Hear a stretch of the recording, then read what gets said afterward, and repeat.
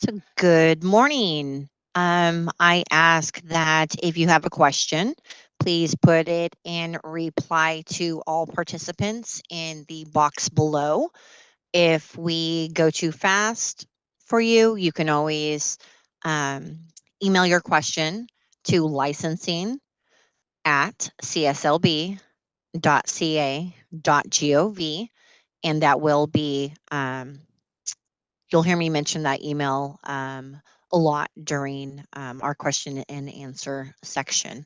So, to start off, my name is Dana D'Onofrio, and I will be answering your questions that you have throughout the workshop put in the chat. So, first one was from Sandra. She couldn't hear. However, that was fixed. Next one is from Wolf. Hi, I'm interested in getting a C33 painting license, and I was hoping someone could recommend a place where I could take classes. Well, unfortunately, Wolf, we are not associated with any of the outside schools that state that they have maybe inside information about CSLB, maybe that they state that they're experts in getting licensed. We have no affiliation. The state is standalone. So if you do go outside and take classes with someone, it is at your own risk. And there's nothing that CSLB can do about that. So again, CSLB does not offer classes. There are outside sources. However, they are not affiliated with the state. And, it's at your own risk to go do that. So, Marisha, good morning. I'm interested in working with an RMO. Can you explain if you approve of this?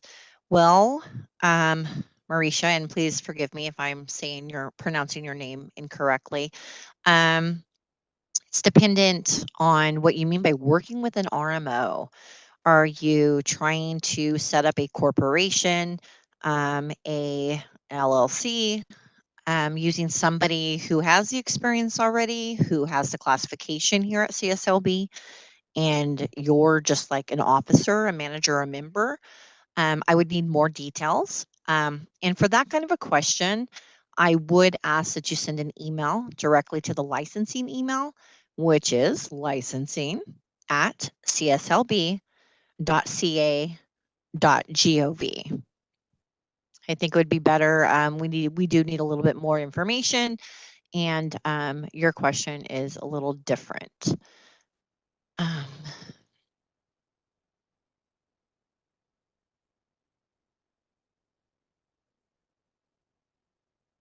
Okay, so next one, Christina. If my name changed since I completed college courses, can I still get credit with proof of name change, such as a marriage license? Absolutely. So if you have a degree with a university, whether in the US or outside of the US, you would have to show us something that shows how you went from Jones to Johnson, for an example. So that could be a marriage certificate, could be a divorce decree if your name's going from this back to this, any of those. If you legally changed your name just because you wanted to, we would need the information from the courts, or like I stated, a marriage certificate showing how you went from this to that. So yes, you could possibly still get credit. Again, the credit is based on the classification that you're applying for, and the credit wouldn't be determined until a completed application was sent in and it was reviewed. So Gabriel, link for application instructions. Our website, www.cslb.ca.gov, has a plethora of information regarding the application process. As stated in the workshop also, the workshops are archived. They are on our YouTube page. You can always go back and look at the other ones. There's quite a few different ones there. They are in English, and there is a Spanish version for anybody who would be interested in that. But there's a lot of information there that you just heard and saw.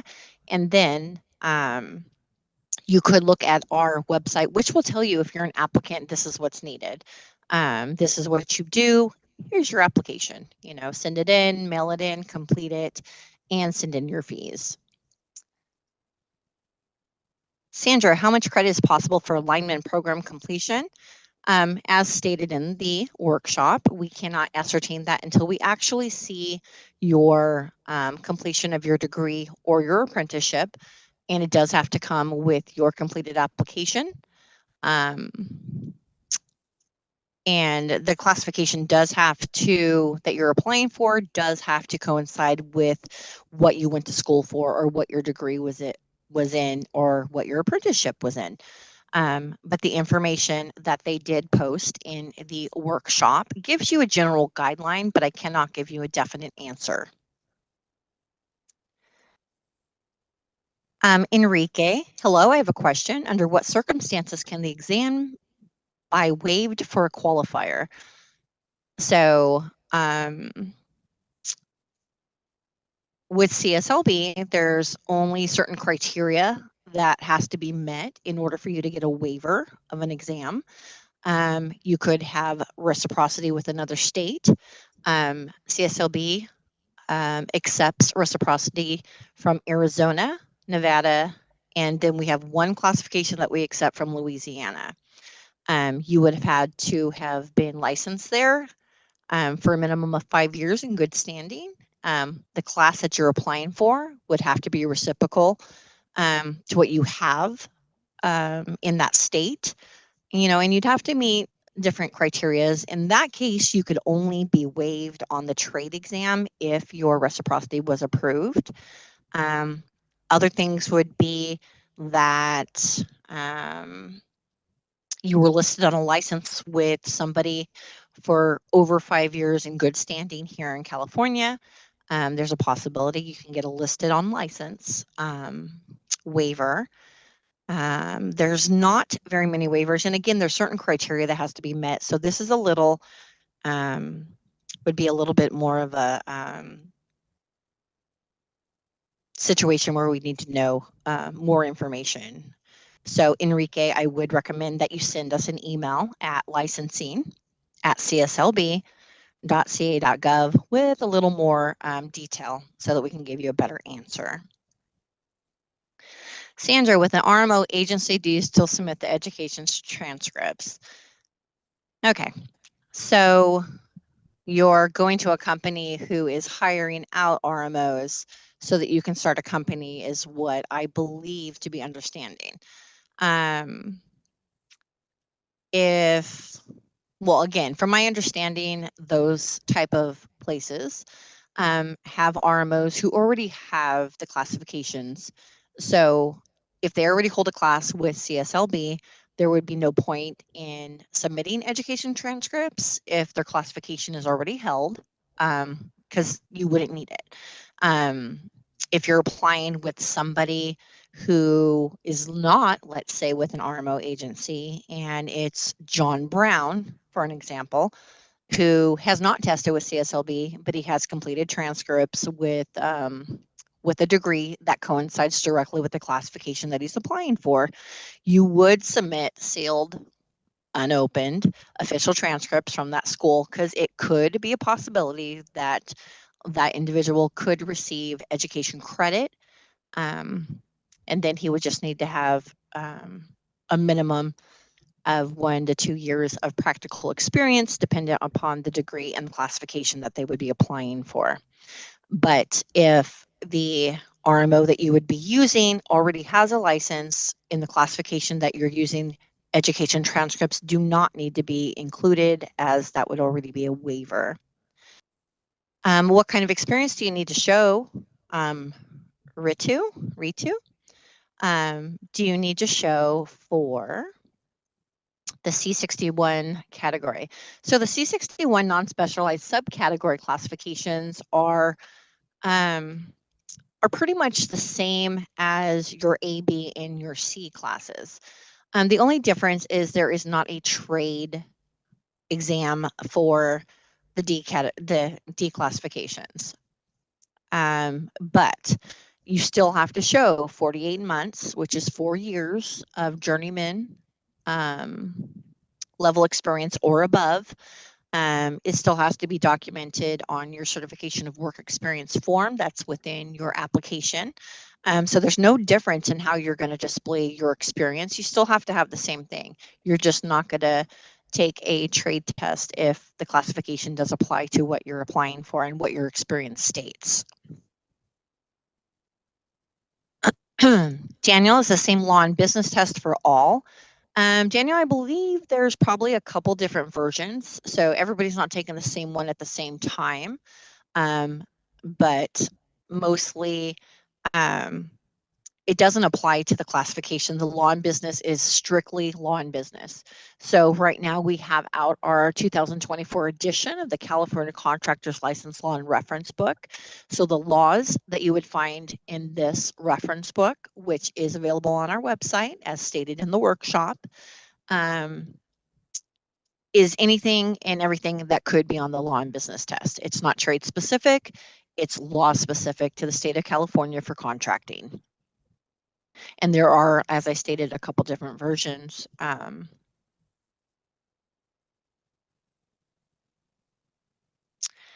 Teddy, hi, we are looking to do some tenant improvement in our commercial space ourselves, and we are looking to see if that is possible to do without having an owner builder license. So it's not an owner builder license, it's owner builder experience. And if this is commercial, most of our contractors, yes, they build buildings. You know, yes, they're building a new Nordstrom's rack in Elk Grove. They're building a Whole Foods in Elk Grove, which would be commercial. That's not residential, obviously. You could do your own improvements if you own the building. However, you know, be advised, you know, obviously, depending on the improvements, you may be required to pull permits. You know, you would have to be the person listed on the permit with your city or your county.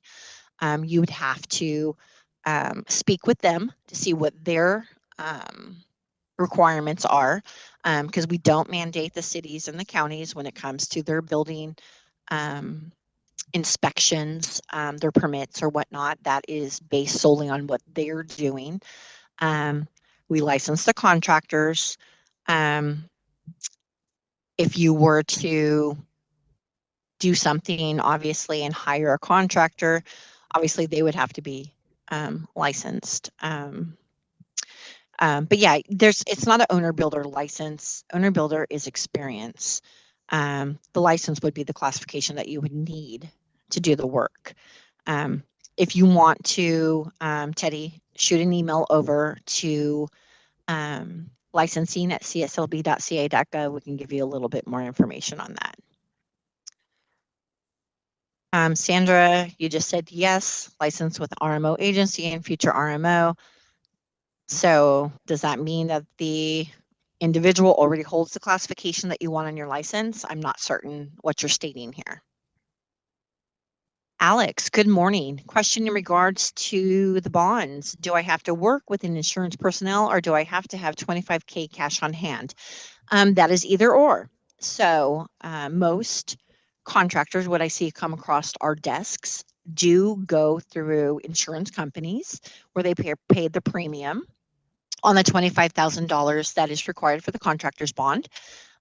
Or there are people who do send in checks that are held for a certain amount of time for the license that is in lieu of working with an insurance agent. So that is strictly up to the applicant or licensee of how they want to handle that. But there is the possibility that you could send in a $25,000 check, or you can work with your insurance company. That information is listed in your application. It is also listed on your bond and fee letter that you would receive after you test, giving you options of what you can do in lieu of working with an insurance agent. Amelia, I'm planning on obtaining my General B license as the homeowner building experience counts only when remodeling my house, or does the house need to be from ground up? So it does not necessarily need to be ground up.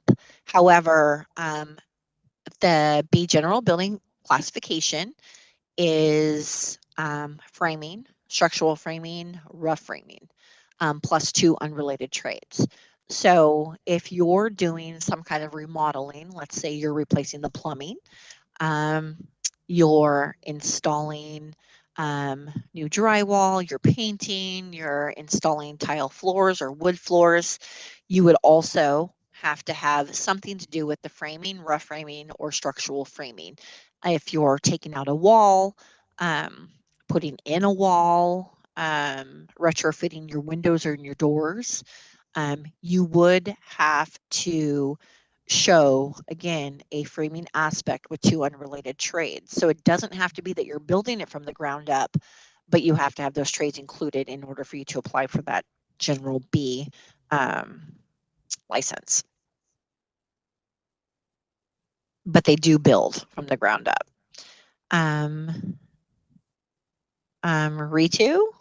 Ritu, how to apply for home builder experience for the C61? You can't. The owner builder is only for the B general building. Everything else would be whether you were self-employed, you had an employer, you worked for someone. There is no owner builder for anything other than the B general building classification. That's the only classification that we accept that experience on. Modest, hi, back to you. Enrique, thank you for answering my prior question. Once I obtain a C9 license, does the B2 residential remodeling require an additional trade in law examination, or would it just be an exam on the third trade? So no, if you are applying for a C9 drywall contractor's license, what happens is you're taking the trade for the C9, you're taking the law. The law is, I'm going to use the word universal. So once you pass the law, as long as you're still licensed, you're not going to have to take the law again. So if you're going to go for a different classification after you're already licensed with your C9, you would take the trade exam. So the B2 is 3 unrelated trades. So you have your drywall, which is standalone from your B2. So let's say you're going to say on there you're doing painting, you're doing lath and plastering, and you're tiling your floor. Those are your 3 unrelated trades.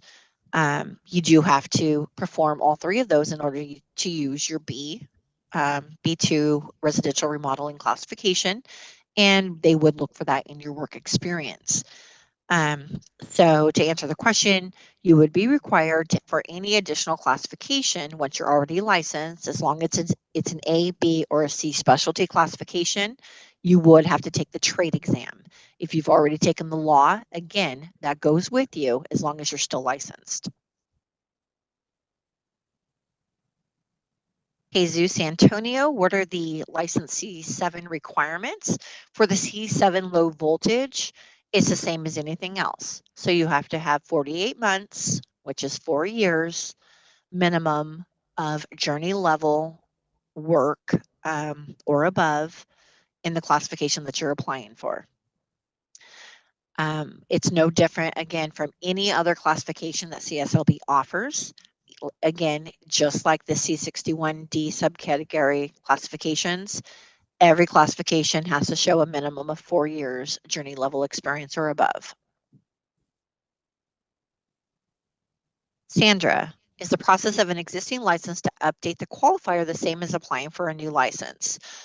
It's similar, but it is not the same. So if there is an existing license and you are replacing the qualifier, you are using a different application. The qualifier either has the experience, either is testing or has a waiver because they're already listed on a license. Either or, if no license, if they aren't licensed previously, then they will, again, 4 years journey level experience or above in the classification that they're applying for. They would have to submit the certification of work experience form that is included in the application, and you would go from there. So brand new license means a new license number. Just replacing the qualifier for a certain classification is replacing the qualifying individual. If you need a different or more in-depth information, Sandra, please send an email to the licensing email that's listed on the screen there, and one of us will get back to you with that information. Make sure, if you are speaking about a license that is already in existence, to include the license number so that we can take a look and give you all the information that pertains to that. Teddy, thank you. Christina, if I am out of state, can I travel to California to do both fingerprint live scan and schedule exams at the same time, or does one have to be completed before the other? So in the application process, what happens is once your application is acceptable, we post it. So posting means that it's deemed acceptable, and once it's posted, you refer to testing. As you're referred to testing, you're also sent the live scan documentation. So our testing is with PSI, as you heard in the workshop, and they have a large amount of facilities throughout California where you can pick to go do your testing. So if you have scheduled your testing with PSI and you know the date that's been confirmed for you, you can walk into a live scan facility with your live scan at that point when you're here to take your test and do that.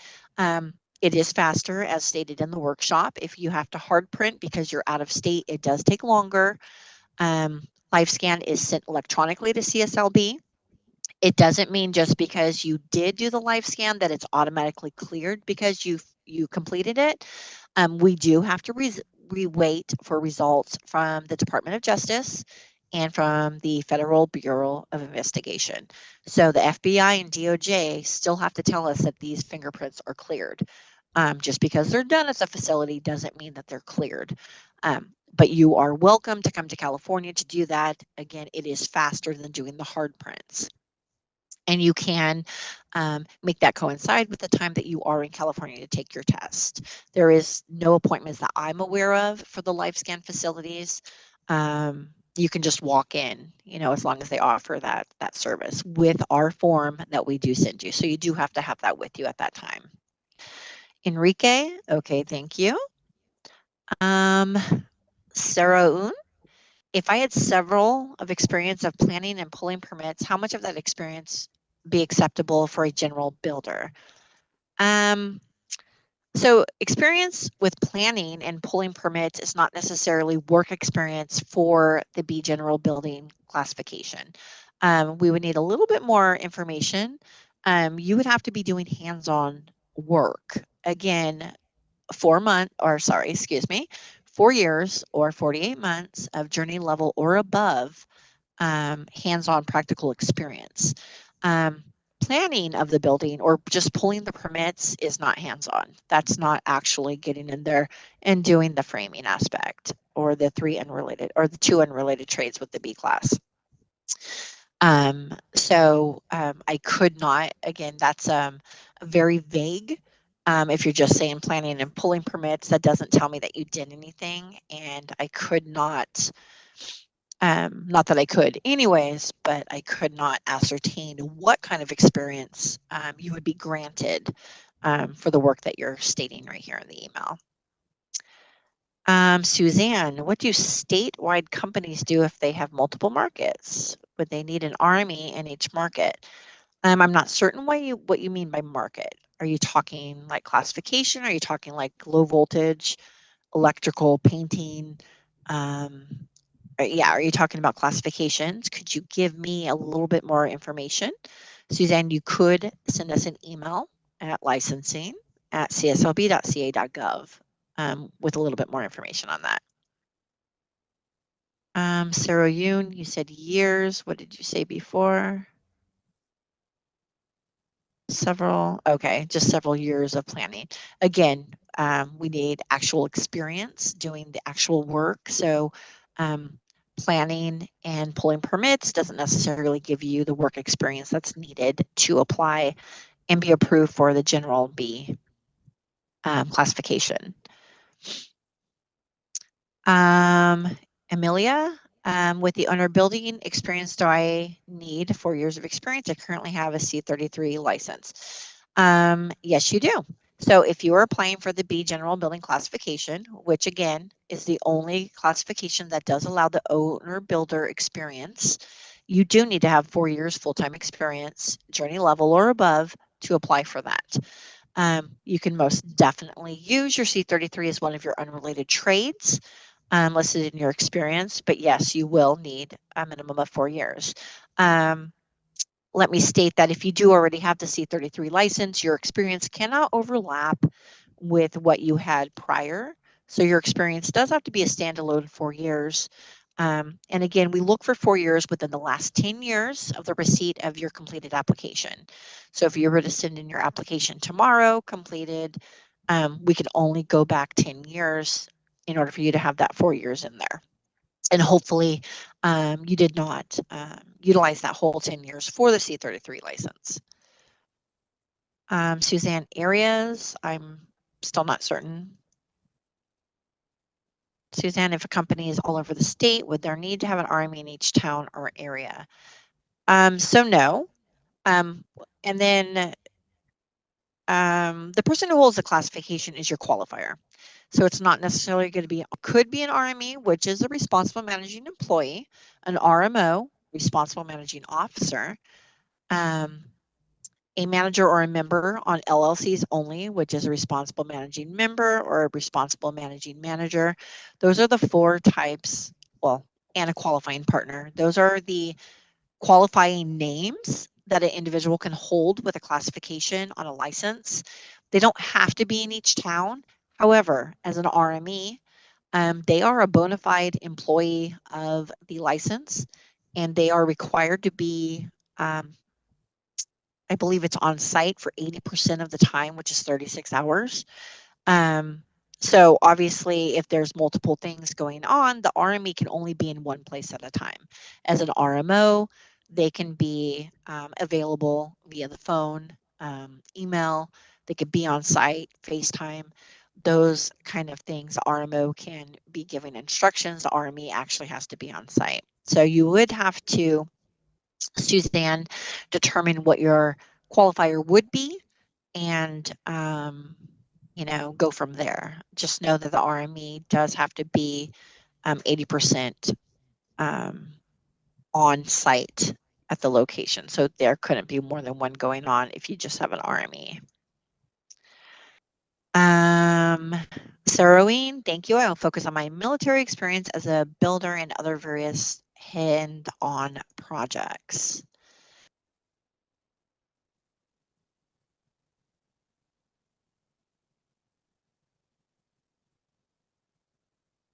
Okay, so I don't see any more questions or comments. If you have a question or comment, please type it into all recipients, not just to me. Make sure that you reply all. If you do not, or if you don't want to answer, if you don't want to question, again, you can always send an email to licensing@cslb.ca.gov. One of us will respond to your question. If we know the information, obviously we're going to send that right over to you. If not, we can always get the information for you. But you do want to,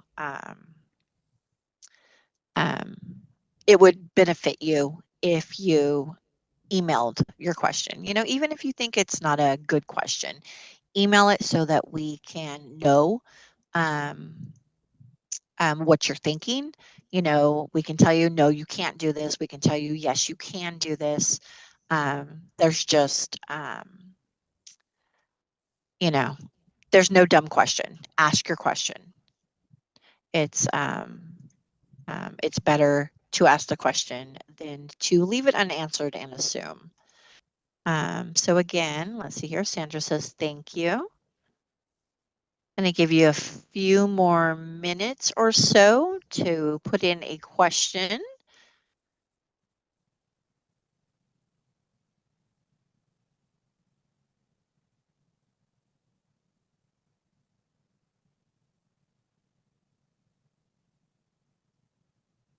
And again, again, if I mess up your name, I'm absolutely apologize. Sarah it is possibility for military experience also, as this person has stated that they're going to focus on that.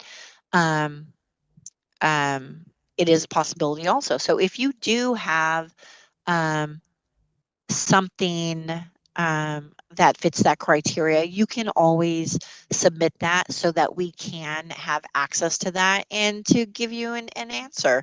Not only could your application possibly be expedited, but you could possibly have your experience reviewed so that some of that does pertain, to the classification that you're working on.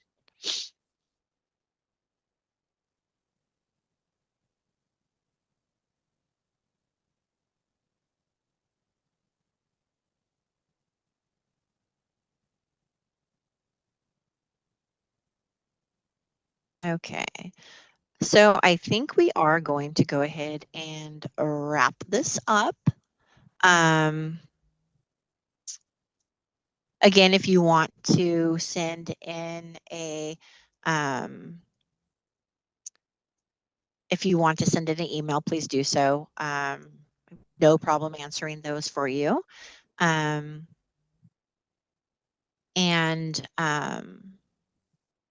Again, no question is a bad question.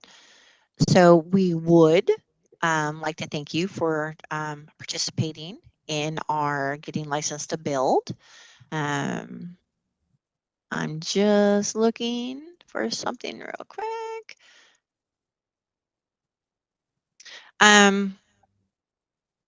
So yeah, we want to thank you for participating. Please know that, again, we will answer all questions via the email. If you need to reschedule a canceled exam, you can always send an email to exams@cslb.ca.gov. Or if you want to send an email on our social media, the Public Affairs Department does answer these questions or passes them on to somebody who would know the answer. And their email address is social, SOCIAL, at cslb.ca.gov.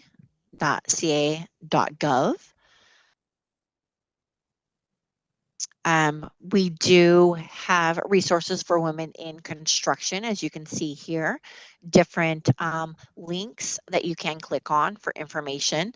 Again, this workshop will be archived and moved over to our YouTube channel. There are past YouTube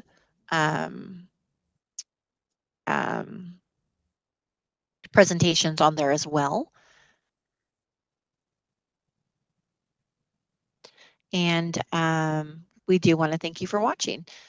So have a good day. And again, if you need anything, please send us an email at licensing@cslb.ca.gov. Have a good day.